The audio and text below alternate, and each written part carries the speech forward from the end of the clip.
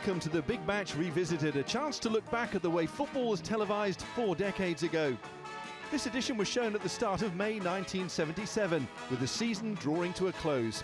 It's pure football nostalgia, with host and commentator Brian Moore. And welcome. Well, this weekend, Chelsea went back to the First Division. Congratulations to them, and on the Big Match today, we can show you just how they did it. Yes, Wolves against Chelsea, as you've seen, is one of our 3 games today. We'll be seeing the goals and sharing in the celebrations. Our other 2 games have a huge bearing on events at the top and bottom of the First Division. The battle between 2 relegation sides as West Ham meet Derby County in a game balanced between tension and controversy, and also one affecting the top and bottom as Manchester City face Spurs. Plenty of goals in that little lot, and 6 of the best as we bring you the result of our Golden Goals competition of 1977. 2 trophies that have already been won, and now with a chance for you to meet the man who scored the winning goal and the viewer who got all 6 in the right order. That's a bit later on. First of all, though, we go over to West Ham for their relegation match against Derby County at Upton Park. This, then, is the West Ham lineup.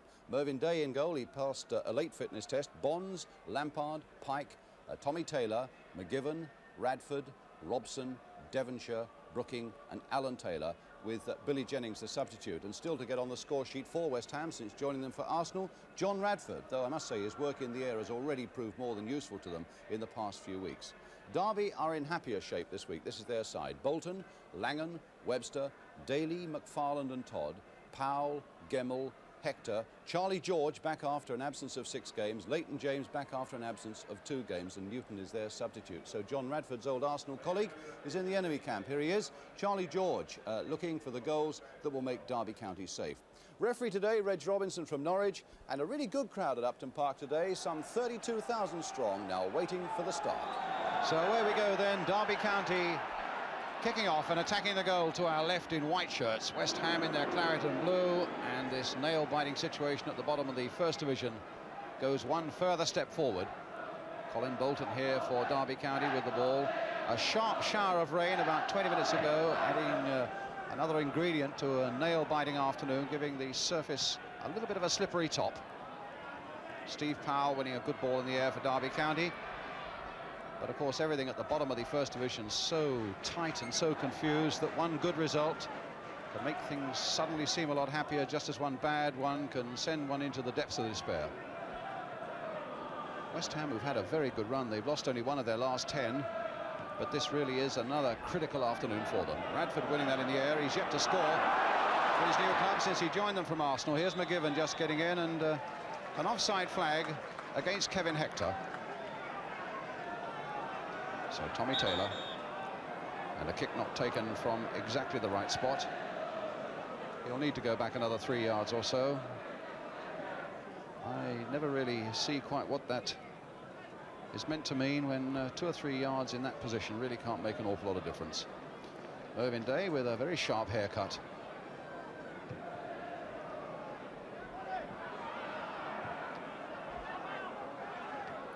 Devonshire's header. Radford shielding it nicely for Brooking. On again for Devonshire. McFarland's after him. Devonshire's got the cross in. And it's a goal there by Pike.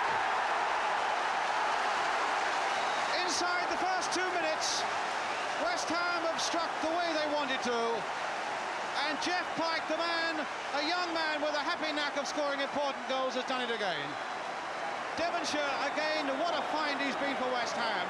Beating McFarland to that ball to the near post, to the byline. Overcame the cross, too high for Robson, but not for Pike. Past Bolton, West Ham 1, Derby County 0. Jeff Pike, the man who's got it. And that's the 6th of the season for him, and he's only recently come into the West Ham side.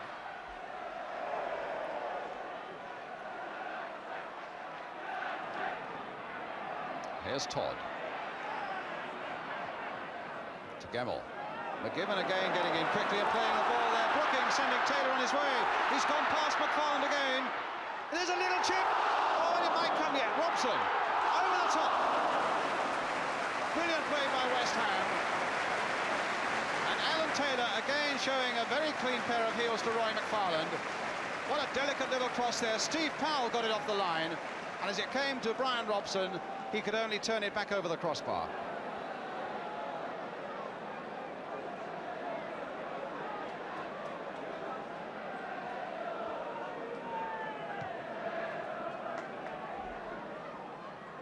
Charlie George winning it in the air, Lampard getting it away. They're playing very square at the back of Derby at the moment. Bradford almost had an opportunity of getting through there, and there was no cover whatsoever for McFarland. Out of play. In fact, it's a free kick.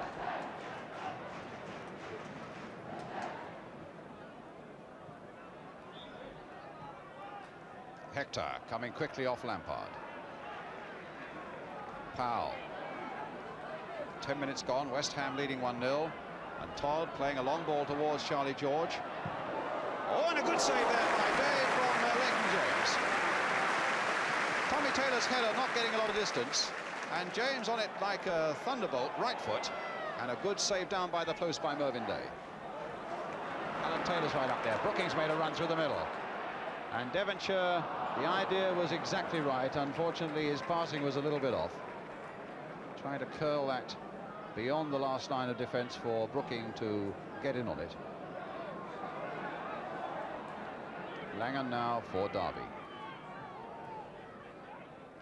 Lampard. Daly stopped by Devonshire.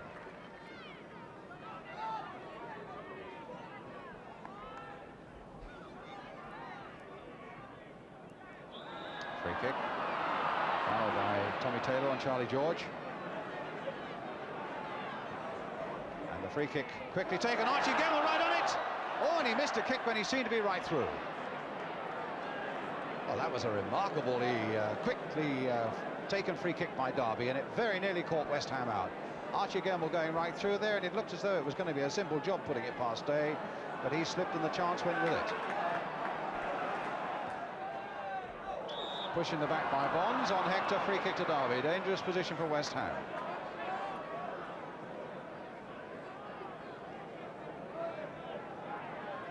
So Charlie George on the far side, Steve Powell's there, Jerry Daly, Roy McFarlane's there, Leighton James is there. And they've pushed a lot forward. Archie Gemmell now, picking out his target.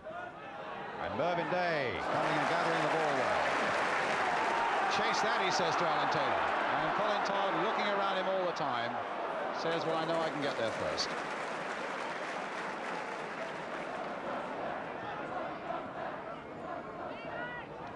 Steve Powell again, Jerry Daly. There's Langan.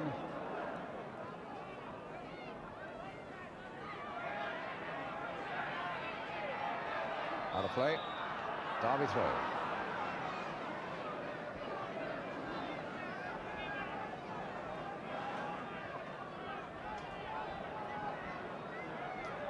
Todd for Derby. Here's McGibbon. And now here's Radford versus McFarland again. And Radford determined to shield it that time. And his little chip finding Trevor Brooking. No foul. And that's a good decision by the ref. That was shoulder against shoulder. And if you take that out of the game, you might as well forget about playing it. Good decision by the ref, in spite with respect to what the rest of the crowd may say.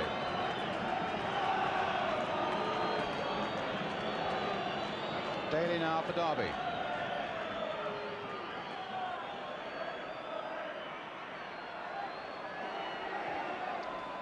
Well, John Webster coming up here.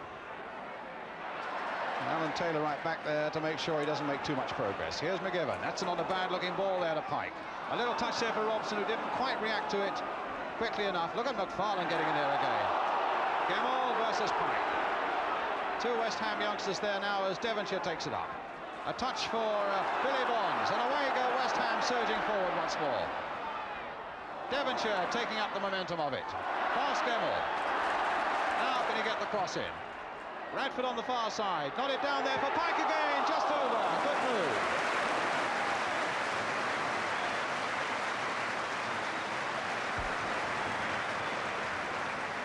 John Radford, who's yet to score for West Ham since he came from Arsenal, is doing a tremendous amount of good work, and that was a lovely nod down there by him from that long cross. Unfortunately for West Ham, Pike had to take it quickly, and over it went.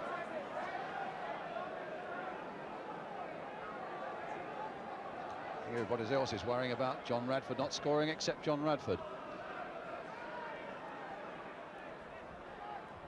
Robson. Bonds. Good jump there by Webster. Here's Charlie George, the little touch off for Daly. Derby coming forward through the midfield again. Langham, the fullback, linking up. Hector, been very muted in this first half. Gemmell into the path of Todd. Derby again have got a lot forward, and this time they've got a free kick. As Leighton James is brought down by Tommy Taylor. A free kick to Derby. 90 seconds from half-time. And it could hardly be in a more critical position. Alan Taylor went to have a quick word with Mervyn Day about something there. Gary Daly, the dead-eyed kicker from dead ball situations, Daly. And West Ham with plenty in that wall.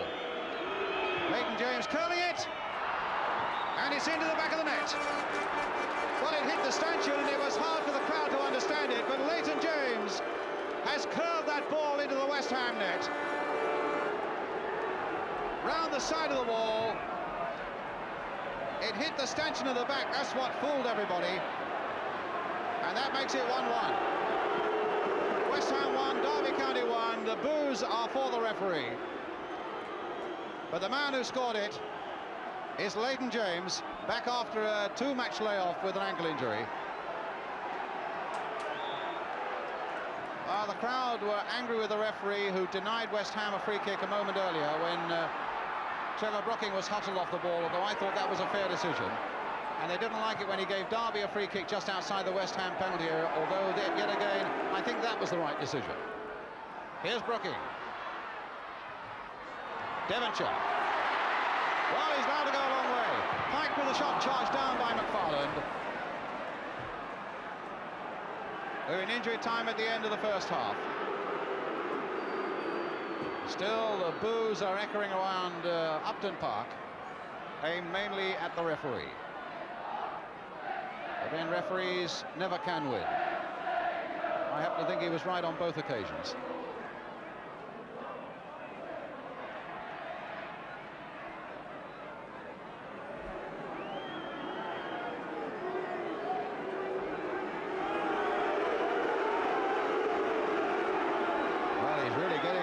Now, this referee.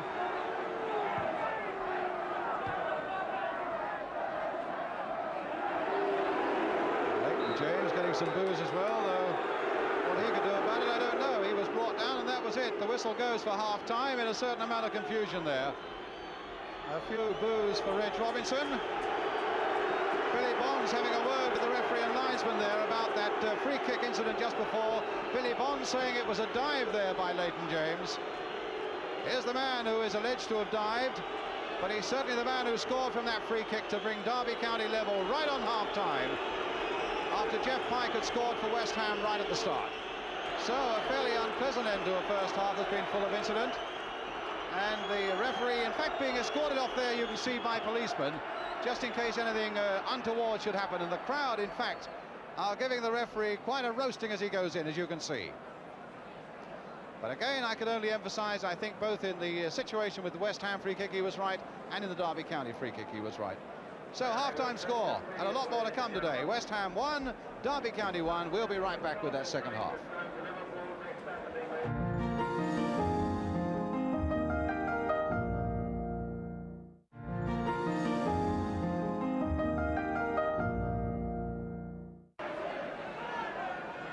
Welcome back then to Upton Park. Still a few boos about the place, and I think we're going to have a very hectic 45 minutes now. The score at 1-1 in this desperate relegation battle. Oh, and here's Devonshire. Now, are West Ham going to start the second half just as they did the first? No, because Webster was again in there for Derby. Well, it'll be a test of this referee's character as well, as to whether or not he's put off by the howling that's coming around the ground aimed at his head. Derby away. Charlie George. Here's Billy Bonds. Brooking. Oh, what a nice touch by Brooking now for Alan Taylor. There's a good cross by him, and pushed behind by Bolton. He's flinging in some superb crosses, Alan Taylor, and he gets them in so early as well before a defence can really organise themselves. That time just a little too close, if anything, to the goalkeeper, and he was able to turn that over. So a corner for West Ham. Trevor Brooking will take it. Billy Bonds right in there. In fact, it's Bonds' header, and it's skated across there for David Macken to find Jerry Daly for Derby. West Ham's throw.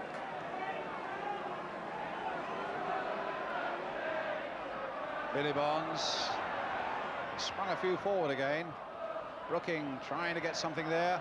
Bonds knocking it in again. Radford's right there. Devonshire lined up the shot but waited too long, and Steve Powell was there again for Derby. And a throw for West Ham. Here's Brooking. Back again for Devonshire. All played here for Pike. Hit there well. Oh, and he hit the post. How unlucky can you get?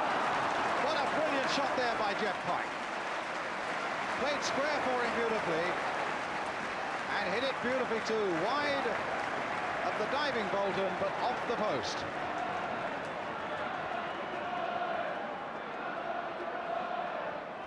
So West Ham's corner, Brooking with it. Curled in once more. And over the top.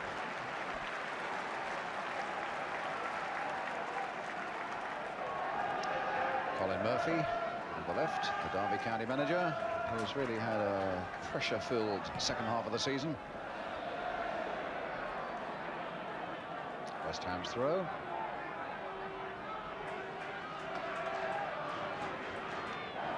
Billy Bonds with it. McFarland chasing Radford all over the place, and Radford ironically clapping the decision to give him a free kick. I think he feels he's taken quite a buffeting from Derby's England international during the course of this game. Well, he's got a free kick now.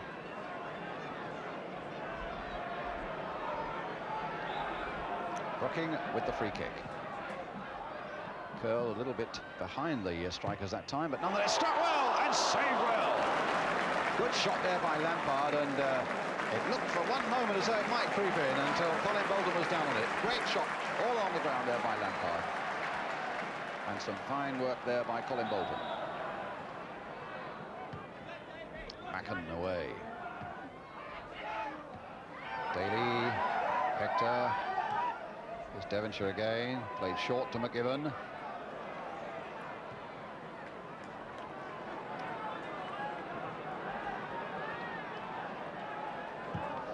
One of those massive kicks by Mervyn Day. Will it catch Derby out? Well, Radford's there, Brooking's there. Oh, and another great save. Now, can Taylor turn it back? They are destined not to get one this afternoon, West Ham. A tremendous shot. In fact, it's the old ploy that West Ham use from time to time. The long clearance by Mervyn Day. Derby instantly under pressure. The ball falling to Brooking. Hit it, in fact, knee-high. And Colin Bolton down well, pushing it away. And Alan Taylor couldn't get it back. Gemmell for Derby. Only Charlie George is up, though. Gemmell did well there, kept possession long enough for other people to come up and support him. And here's Leighton James. And Macken, what a good piece of running by him, taking up a good position, and James found him well. A long cross and a bad one. Well, he did so much that was very good. And not least in that movement, the pass of Leighton James that picked up David Langan.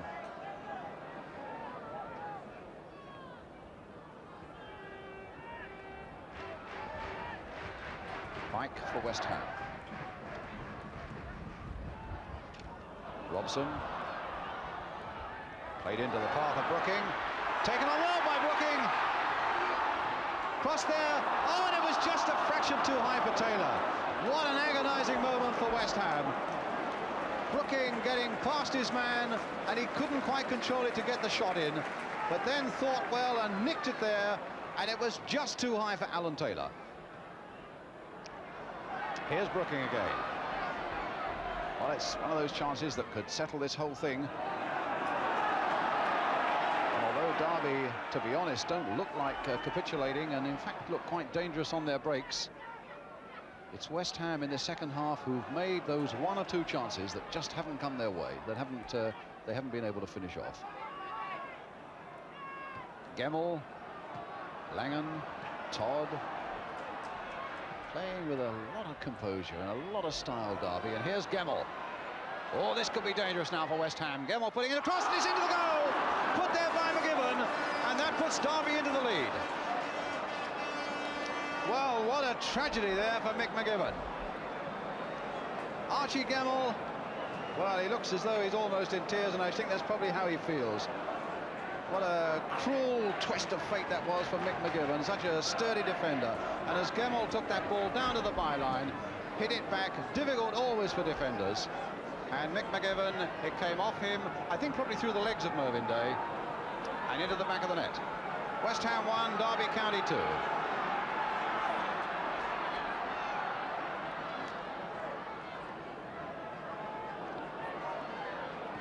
Well, an afternoon that started so brilliantly for West Ham with that goal in 90 seconds has got a pretty gloomy look about it at this moment.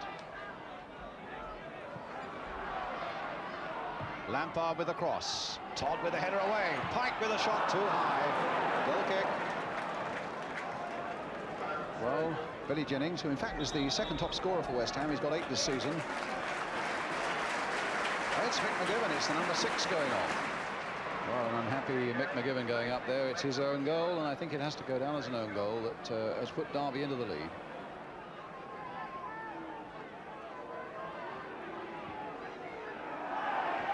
Pike getting in there. The Derby defence just for a moment dithered there, and they haven't done much of that today.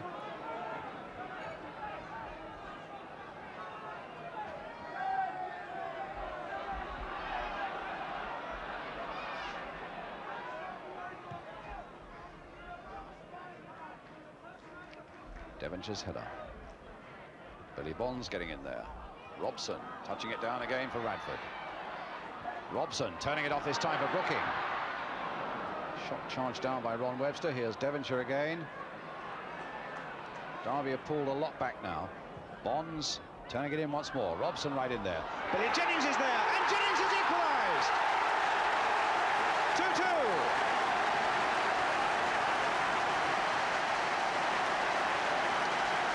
Substitution certainly worked.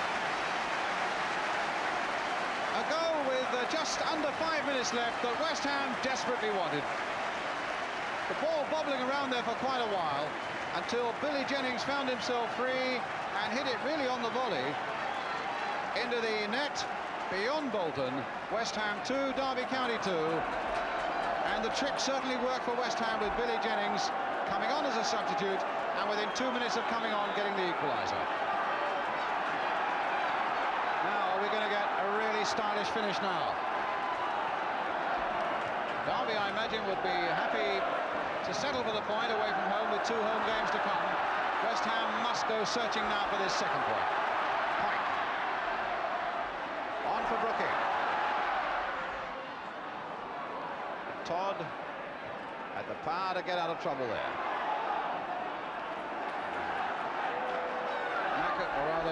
Langen. He'll have to go a long, long way, and played a good ball in for Charlie George, and a brilliant piece of defence there by Billy Bonds. Mervyn Day was applauding his skipper there, because Charlie George suddenly went into overdrive and took that pass from Langen so well, and just as he hit it, so too did Billy Bonds, and it went behind. Well, is it going to be a last throw for Derby County? Macken. Powell hitting it in there. Roy McFarlane's right in there. Could be, but it isn't.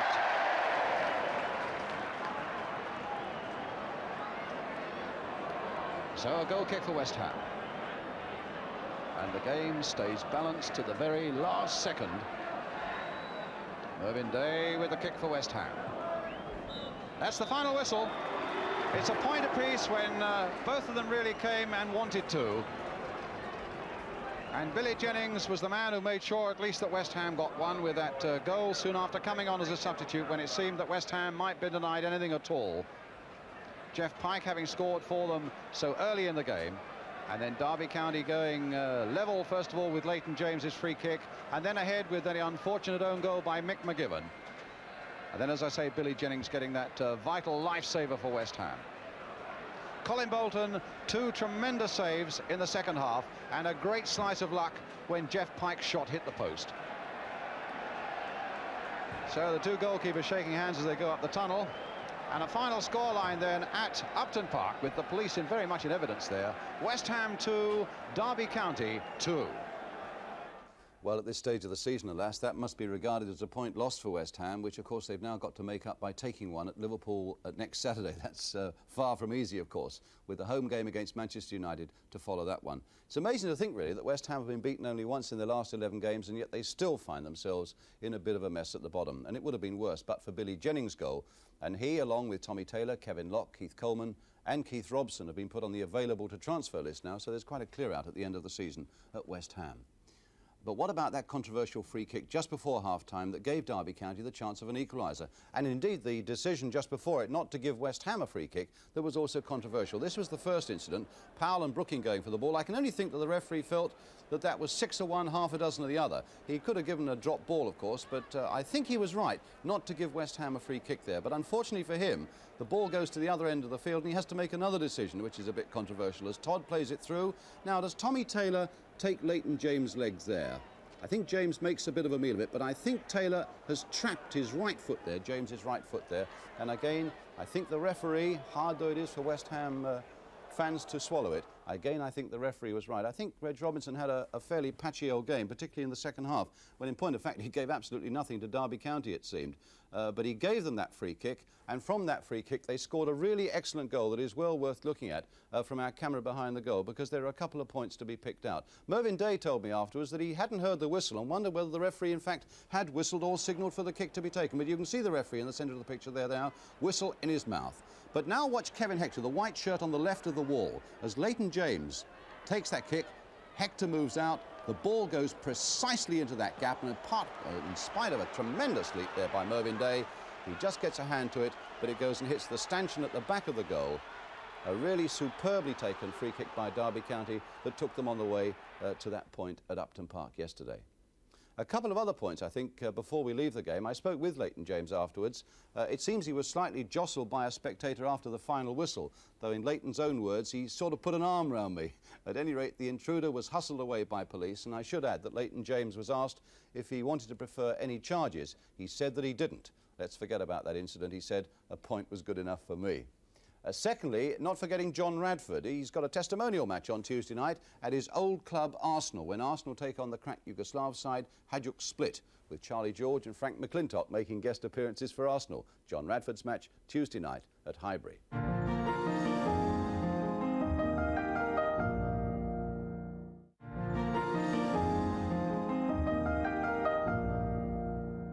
Well, our second match today, and it's Tottenham's fight for survival as a First Division club. Though I must say their chances have been nothing more than slender these past couple of weeks. Yesterday they visited Manchester City, themselves, of course, still with a lingering hope or two of pipping Liverpool for the Championship. So here we go then, the battle between the top and the bottom. Manchester City against Spurs, pictures by Granada Television. Commentator Gerald Sinstadt, Spurs in the all-yellow strip. And Osgood missed his kick. Royal has gone round him and pulled it back well for Barnes. And off Jennings' legs, and the Irishman knew very little about that. Joe Royal took full advantage of the stumble, hit the cross at once, and Peter Barnes turned it well, and Jennings was lucky. Pratt. Easy for Watson.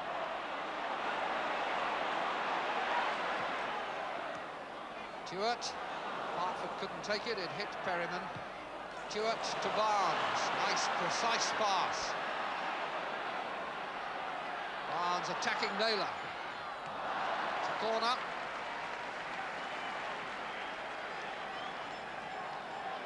Peter Barnes has always shown the pace to trouble most fullbacks, and since he's come back into the side has shown also some of the aggression that Manchester City have asked of him.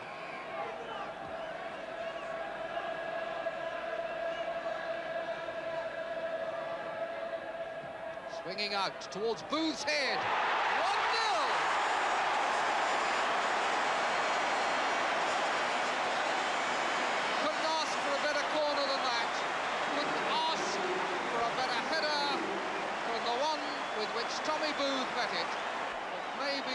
others could ask, where was the man who should have been going up with it?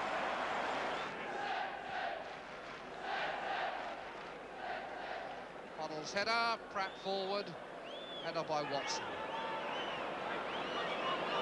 Coates. Pratt missed it altogether that time, but it's come through to Hoddle, and his flick was only just wide. Cross went over then. Pratt missed it altogether, and then there was a deflection into the path of Glenn Hoddle, and he almost turned that bit of luck into a goal.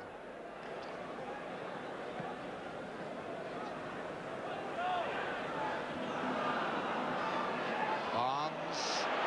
That could fall for Stewart.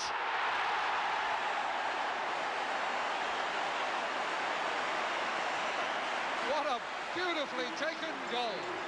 Peter Barnes did well, needed his courage to get the header, but he saw Stewart coming and put the ball perfectly in his path, and Dennis Stewart flashed it past Jennings for his 17th goal of the season.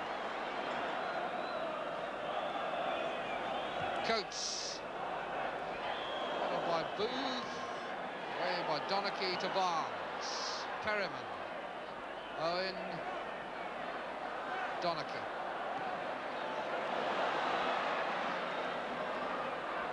Hartford finds Tommy Booth. Booth's pass knocked on by Owen, chased by Barnes. Now can he finish this one? Oh yes! Oh, what a beauty!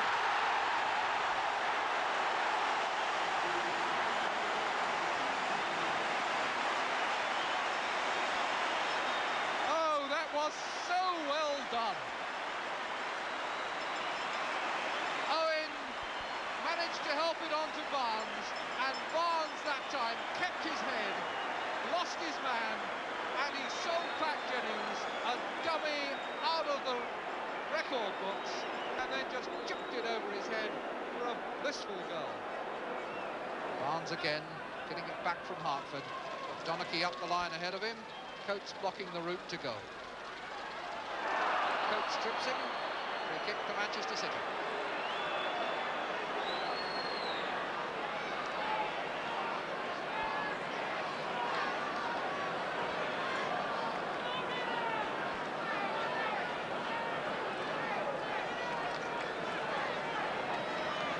Barnes takes the free kick himself. Corner to Manchester City. Tottenham also about to make a substitution with Ian Moores warming up. Barnes. And Hartford! 4-0, and this is turning into a run. The corner came over, was headed firmly away, but straight to the right foot of Asa Hartford, and back it went before Jennings could move. Naylor. Jones again. Stopped by Watson.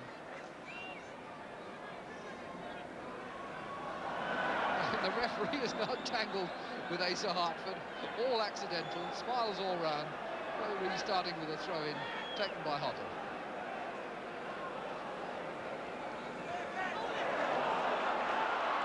Kidd. Owen. Ran away off his shins.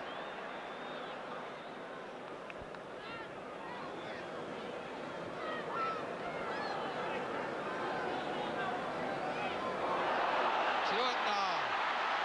And he's got Kidd unmarked inside him, and Osgood in two minds. Kidd, 5-0.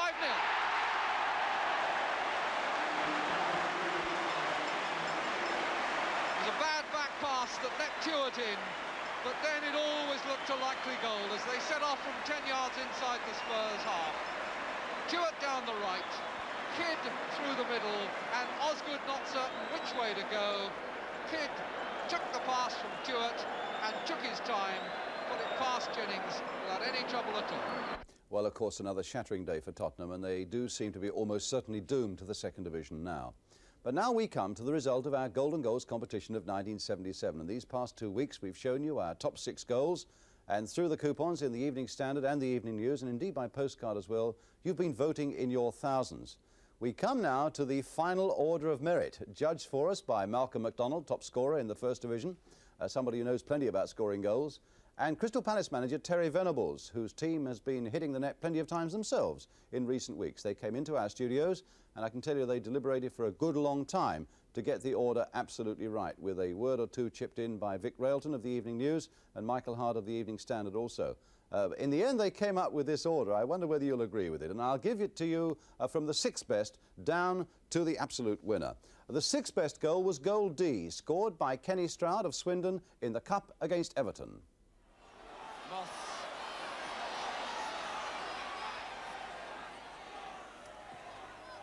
Sirrett's little flick. Stroud. What a good shot! Oh, what a tremendous goal! What a tremendous goal by Kenny Stroud! The fifth best was goal C, scored by Paul Mariner for Ipswich Town in a First Division game against West Bromwich Albion. Forward goes Mills. Giles takes it off him, but Walker's in there hard. Wymark and Mariner waiting for help. Mariner on his own. Oh, what a goal! The fourth best goal was goal F, scored by Ronnie Goodless for Everton, and this came in a game against West Ham at Upton Park. Devonshire. Oh, he didn't quite clear Latchford. And now a good run now for Goodless. Oh, when he's seen. Oh, and he's a goal! What brilliant thinking there by Ronnie Goodless. The third best was goal E, scored by Alan Taylor for West Ham United. This came in a First Division game against Arsenal at Highbury. Taylor.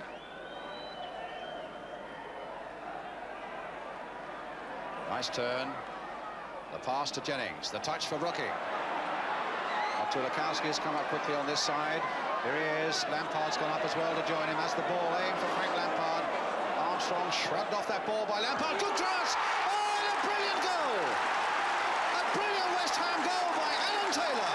Down to the second best, and it's goal A, scored by Rodney Marsh for Fulham against Hereford United at Craven Cottage. Now it's John Evanson for Fulham. Played inside for Marsh. Looking around, seeing who he can pick up. Decides to go one in. Oh my goodness, what a goal! Oh, what a tremendous goal by Marsh! Which brings us to the winner of our Golden Goals competition of 1977, and what a brilliant goal it was, scored by Derek Hales, then of Charlton, against Hull City down at the Valley. Colin Powell for Charlton. To Hales. A little touch for Hunt. Powell again. Long raking stride. Warmer. Powell has continued his run. And Warman couldn't quite pick him up, but now he has. Well, he's gone past him. And he's got a good cross in. Oh, what a goal! Hales again! And here is the man who scored that winner, now without his beard, Derek Hales, then of Charlton, now, of course, of Derby County. And indeed, we thought it was only right to pay tribute to the man who did so much to make it possible, Charlton's Colin Powell, who made that wonderful run from one end of the field to the other. Derek, you've scored so many tremendous goals, particularly in your career at Charlton. Would that be regarded by you as one of your best? Well, it was a good goal, but I scored a few, but that went from one end to the other. It was a good move, and went in okay, didn't it? It certainly did. What did you think about it, Colin? Yeah, you know, when Derek first scored it, I didn't realise it did go from one end to the other, but you know, he puts them away like that. Yeah. In fact, we didn't until we looked at it on that Sunday morning. I remember, and we thought, my goodness. In fact, I mean, Derek had a touch right back in, well inside his own half after you played your first go. It's the first time he's been in our half, I think. First time he's been in your half, yeah. Goal poacher. But in fact, since you went from Charlton, it really is, the season's gone a little bit south for you, Derek. You've got this injury at the moment. What is it, an ankle? Yeah, I've got an ankle hurt at the minute, and I've forgotten the last time I scored. That might have been my last goal, that one. No, in fact, you got 6 at Derby, haven't you? Yeah. But you won't play again this season, will you? Very doubtful. I would say at the moment, anyway. Yeah. But you're moving into a new house in Derby. Yeah. We move tomorrow. Yeah. Does that mean things have settled down a little bit for you now? Well, I think it'll take perhaps a little while yet, but I'm looking forward to next season, really. Like, I've been in a hotel for 5 months and hasn't been the best of places to stay. No. But I'm hoping things will work out well for us. Has it been a problem for you justifying, what, over £300,000? Well, I've said all along, well, the money doesn't really affect me. You know, I didn't ask them to pay it, but they bought me to score goals, and I haven't really scored many. But I don't think I've had many chances. I think I've got 6 and had about 8 chances or something like that. Yeah. So But I'm going to kidnap this fellow when I go. In fact, it's in a strange way. I mean, you obviously have to miss a player of Derek's capabilities, Colin, but in fact Charlton have played very well, if I may say so, without him, in a different sort of way, haven't you? Yeah, we've got a new goal scoring machine now, Mick Flanagan. You know, he knocks them in. Yeah. Great as well.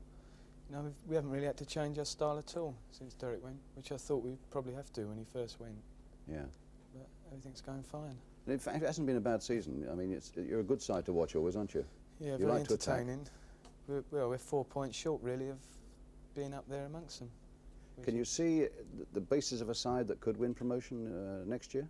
I think so, Brian. Yeah, we've got 11 draws away from home, I think, which I'd say 5 or 6 of them we could have won, and plus we've been beaten twice at home.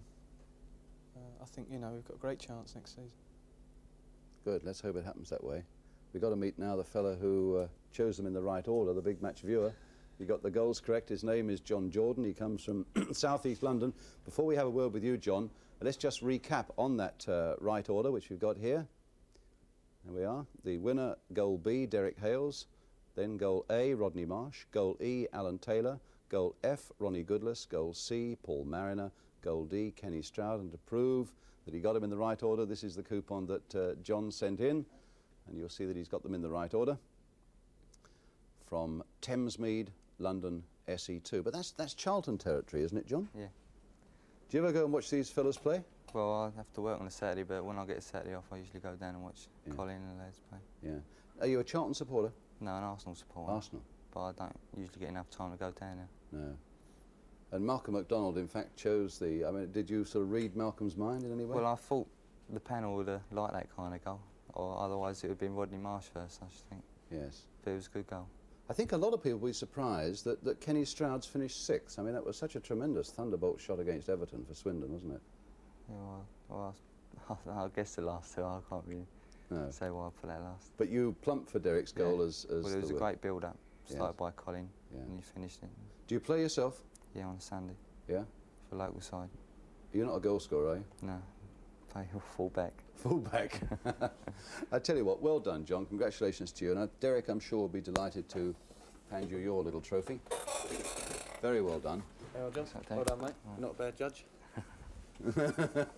And Derek, I've got great pleasure in giving you the Golden Goals trophy. Thanks of very much, 1977, and I hope your luck changes a hell of a lot at the start of next season. Thanks very much. And the goals start coming back again.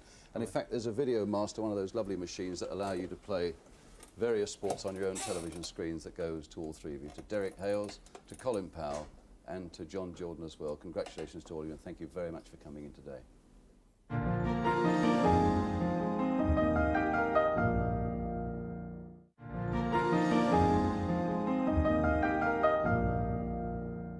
Finally, Chelsea, and it's Eddie McCready's team that has at last given London something to smile about this season. Yesterday they went to Wolverhampton, already themselves sure of promotion, needing just 1 point to join the Wolves.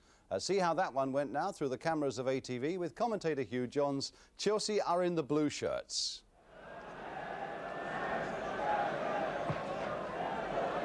And kick out. Didn't work then for Sunderland. Lock feeding Britain. Lewiston. Could be trouble here. Lewiston went right through patching. Now Wilkins. Looking for Langley, and he's got it. And he scored! That goal against Wolves. Triumph, of course, for Tommy Langley. 15 minutes into the game. The travelling Chelsea supporters rise to their feet. Tommy Langley's second goal of the season. There'll be an inquest in the Wolves dressing room about that. Nice ball from Wilkins. It looked as though Palmer should have cut it out. He missed it. Langley went on. Pearce had his near post covered, but still the ball goes past him. Hibbett picks up Sunderland. Wicks at his back. And Hibbett crosses it in. Knocked away by Locke.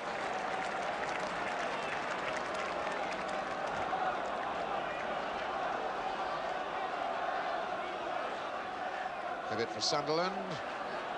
Good try. What a snapshot. What a beauty that would have been. The first goal he ever scored in his career was against Chelsea in a 1-0 win some 4.5 years ago. That would have been an even better one.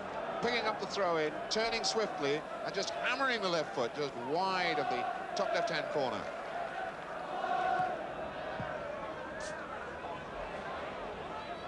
Berry got half a touch the wrong way. Palmer helped it up. Cook down. Sparrow. Good challenge by Richards. Palmer. Parkin. Now Locke. No, he leaves it for Harris. Finiston. Lewington. Britton. Chelsea working their moves together neatly now. Cook. Wilkins. That's Britton. Oh, well saved finally by Monroe. What a brilliant little move that was by Chelsea. All started off, in fact, by Britton. And then when Butch Wilkins joined in and set that reverse pass inside the Wolves' defence. Gary Pearce off his line. Britton very nearly got it in. Hibbett. Fierce challenge by Lewington. Richards. It's cross for Patching. Sunderland trying to get a turn in and a shot. Very, very well done indeed. The strike power that Wolves have got to the top of the table on. Didn't work for them then. Little knocked down by Patching. Sunderland very sharply swiveled from the hips, turned and drove a dramatic shot, but wide and high again. So less than 15 minutes to go. Wolves looking very ragged, being beaten 1-0 here by Chelsea. There's Daly. Richards trying to get it back into the goal, and Lewington helps it away for a throw-in only.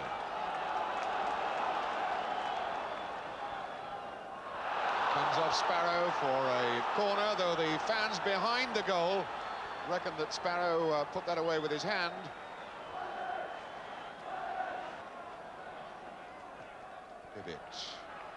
Richards gets it down, and the shot from Monroe, and the goal from John Richards. And that has wrapped it up at 1-1. Wolves supporters at last have something to cheer about. John Richards, in the 33rd minute of the second half, scores his 20th goal of the season. The corner swinging in. Monroe drove a dramatic shot. Bonetti kicked it away with his legs. And Richards drove it high into the net. Daly now. Referee Don Biddle's bound to accept the signal of the crowd almost any second now. Again, he has a look at his watch. And there it is. It's all over. 1-1 the score. A goal by Langley. A goal by Richards. Chelsea go back into the First Division. Wolverhampton Wanderers are champions. Justice is done. John Richards there, being totally mobbed by Wolves supporters. The man who got them the championship with his 20th goal of the season. And somewhere lost down there is Tommy Langley, the Chelsea striker, whose goal this afternoon made sure that Chelsea go back into the First Division as well.